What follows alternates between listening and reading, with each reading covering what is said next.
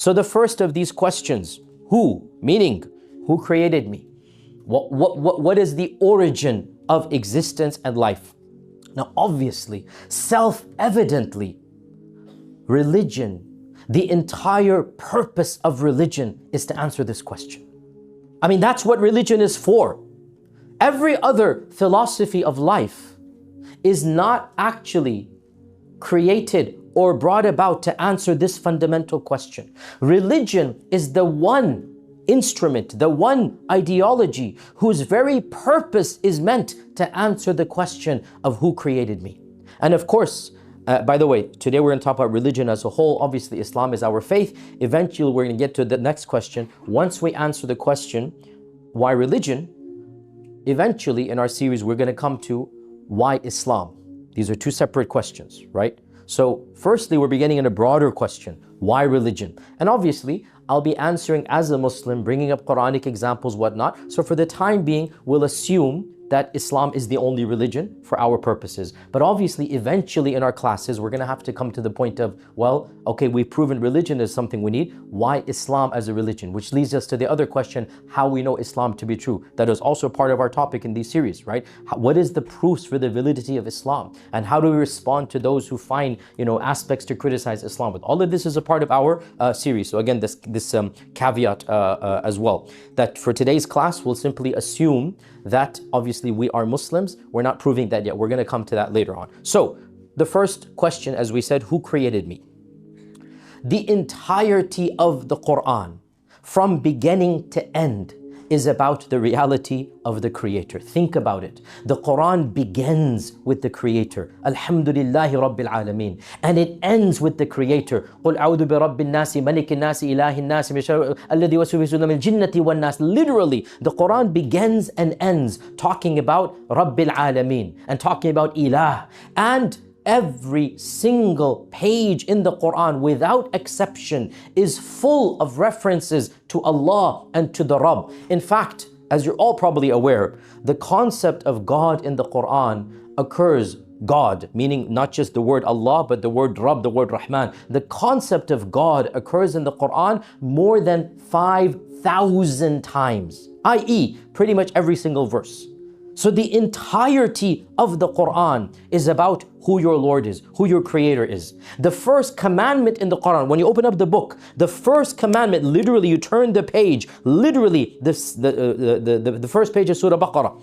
O mankind, worship your Lord who created you. Ya ayyuhan nas, u'budu rabbakum alladhi khalaqakum. And the Qur'an is full of descriptions of Allah. The names of Allah, the attributes of Allah, the adjectives of Allah, the powers of Allah. And here is another profound point. And listen to this carefully. I said, why religion? Well, the first thing, religion tells us about God. Question, do we need religion? Now listen to the question carefully. Do we need religion to tell us there is a God? Yes or no? Do we need religion to tell us there is a God? No? We all pretty much agree that even without a religion, we should come to the conclusion there is a God. Pause here. We will talk about this topic in our series in one of the weeks as well, i.e. how do we know there's a God? We will get there. That's a part of our class. For now, we'll assume, because frankly, the average human being already assumes this, right? The average human being. By the way, the default religion in America for your generation, spiritual but not religious. That's the default religion. And what that means is, I believe in a higher power. I believe in something. I just don't believe in organized religion. You should all be aware, the fastest growing religion in your generation is no religion, but not atheism.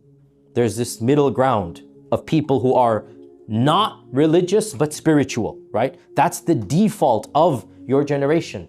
The fastest growing faith in your generation, college and young professionals, is the religion of no religion, not atheism. Atheism is actually dwindling. The majority of 20, 30-year-olds are now believing in something, but they don't want to believe in organized religion. Obviously, we're going to come to this. All of these will be come to. So the question therefore was, do you need religion to tell you God exists? No, you don't. So then what do you need religion for? To tell you who that God is. to tell you the reality of that God, to tell you the characteristics of that God. That is where you need religion. And this is where, once again, the Qur'an is full of knowledge of Allah subhanahu wa ta'ala. And there are so many verses in this regard.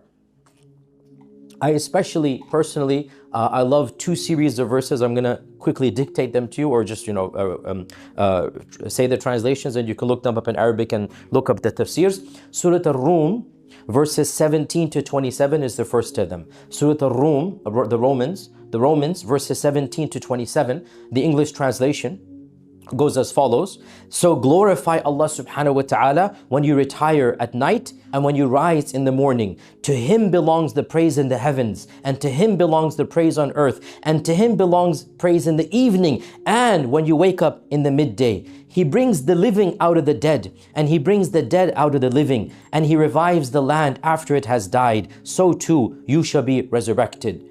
And from His miracles, from His signs, He created you from dust, and lo and behold, you have become humans spread out on earth. And of His miracles and signs is that He created for you spouses from amongst yourselves, so that you may find tranquility, and He placed love and compassion between you. In this are signs for people who think. And of His signs is the creation of the heavens and earth, and the diversity of your languages and colors. In this are signs for people who know. And of His miracles are the fact that you sleep by night, and in the day you pursue of His bounty you work. And in this are signs for people who listen. And of His miracles is that He shows you the lightning, and the lightning causes you to be scared, and it causes you to hope for rain and fear from the catastrophe of natural disasters. And He brings down water from the sky, which revives the earth after it was dead. In this are signs for people who understand. And of His miracles is that the heavens and earth are all under His command, and then when He calls you out from the earth, you will be resurrected all at once. He it is who began the creation, and He will repeat the creation all over again. He began it at once, and He will do it all over again, and it will be even easier for Him. And to Him belongs the highest praise in the heavens and earth, and He is the Almighty and the All-Wise. Again, the beauty and the majesty of how Allah is described. And Allah is described by praising His creation. Allah is saying, look at all of this creation. Who could possibly have done that? So that's one series of verses where Allah subhanahu wa ta'ala wants you to look at the creation, and examining the creation should cause you to be in awe of the Creator. Another similar series of verses, in other words, the motif is there, is Surah An-Naml, the ant, verses 59 to 65. 59 to 65. Another long passage, an entire page of the Qur'an, in which once again Allah mentions one bounty after another. قُلِ الْحَمْدُ لِلَّهِ وَسَلَامٌ عَلَى عِبَادِهِ الَّذِينَ اصْطَفَى. Say, all praise is due to Allah, and may peace be upon the messengers of Allah. Is Allah better, or the false gods that they worship? Who created the heavens and the earth? And who brings down water from the skies for you? With this water, we produce gardens full of beauty, beautiful lush gardens. These trees, you yourselves could never produce them. Is there another God besides Allah? But no, they are a people who refuse to believe. Who made the earth habitable? And who made the rivers flow through it? And who set the mountains on it? And who placed partitions between the seas? Is there another God besides Allah? But no, most of them are ignorant. Who answers the one who calls out in need? Who answers the one who makes dua to Allah? Who answers you when you are in distress? And who makes you successors on earth? Who gives you power on this earth? Is there another God besides Allah? And yet, how few pay attention. Who is there that guides you through the darkness of the land and at sea, and who sends the winds as heralds of His mercy? Is there another God besides Allah? Tabarakallah, most exalted is Allah over that which they associate from Him. And it goes on and on. Once again, in these series of verses, what is the purpose of the Qur'an using this language? To inform you who Allah is, to introduce you to the concept of your Rabb and your Lord, so that you are in awe of Him and you know who He is. Now, if you do not have religion, you could derive there is a God, because nature itself shouts out that there is a creator, i.e. the creation automatically implies there is a creator. That much is common sense. But you would not be able to know the reality of that creator. You would not know the nature of that creator. You would not know what that creator wants from you without religion. And that's why those who reject religion can never acknowledge and understand fully who the creator is. So Allah says in the Qur'an, in Surah Al-Zumar, verse 67, وَمَا قَدَرُ اللَّهَ حَقَّ قَدَرِهِ. They did not view Allah the way that it was befitting that they viewed Him. They did not give Allah the rights that Allah was deserving of. They did not give Allah the rights that Allah was deserving of. This is what happens when you believe in a God without religion. You might believe in God. You might have a concept of God. You will not give God His due. You will not give God His rights. وَمَا قَدَرُ اللَّهَ حَقَّ قَدْرِهِ. So the reality therefore is that if you do not have religion, you will never fully understand and acknowledge who God is, even if you acknowledge there is a God. And the most powerful example for this in the Qur'an is none other than our Prophet Muhammad sallallahu alaihi wasallam himself. Allah describes him before revelation, before religion. This is a very key theological point. For 40 years, the Prophet ﷺ was a great human being, but he wasn't a prophet. For 40 years, he was chaste, dignified, pious. In a generic sense, obviously he was a Muslim. In a generic sense, he believed in God, but he didn't know the details. How did Allah describe him those 40 years? Allah says in the Qur'an, مَا كُنْتَ تَدْرِي مَا الْكِتَابُ وَلَا الْإِيمَانِ. You didn't know what was the book and faith in Allah. You didn't know Iman. مَا كُنْتَ تَدْرِي. You didn't know what was Iman. What is true Iman in Allah? You, Ya Rasulullah, did not have it. Allah says in the Qur'an, وَوَجَدَكَ ضَالًّا فَهَدَى. This is about our Nabi sallallahu alayhi wasallam. We found you not upon guidance, and we gave you guidance. When you don't have religion, you are dal, even if your name is Muhammad and you're born in Arabia in the 7th century. Imagine that. When you don't have religion, you don't have hidayah. وَوَجَدَكَ ضَالًّا فَهَدَى.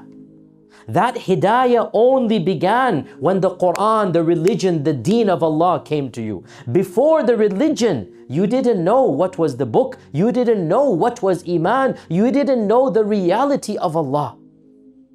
And we found you not upon guidance, and we guided you. There is no guidance without religion. There is no hidayah without religion. The seminal question of life, who created me? Who is my Lord? Can never completely be answered without religion, and it will only be partially answered incorrectly without religion. As I said, without religion, you will come to some broad generalizations that there must be a God there. But you have no other knowledge of what this God wants from you, how to worship this God, the detailed attributes of God. You have no access to that knowledge. So this is the first of the 10 points we're going to be doing, which is the knowledge of who created me. The second purpose of religion, that only religion. Now, by the way, if you don't have religion, you reject God, obviously, before we get to the second question, let's answer the first question. If you denied religion and God, who created you if you don't believe in God? Evolution. But what is evolution? It's a term you guys have invented. Evolution created you? Natural processes. So you invent terms, you give concepts, divinity. You literally create a term and you give it divine powers, you make it into a God without believing it is a God. What do you mean evolution created us? What do you mean natural selection? What exactly is that? So the entire, again, we're going to get to this point. This is one of the topics we're going to be covering, inshallah ta'ala, as well. But, and just in a brief nutshell, the presumption that your own body and every atom of creation is somehow in sync and harmony with others, with a grandiose objective to create the perfect ambience for your existence to come about. It is such a nonsensical idea. It doesn't make the slightest sense to believe in that requires infinitely more faith than to believe in God himself, right? That's the irony we're going to come to. Belief in no God requires far more belief than belief in a God, right? You literally have to believe far more in nothing than when you believe in something. And that's the irony we're going to come to. So the first question does not have a response without religion. Do you understand this point? When you negate religion, there is no response.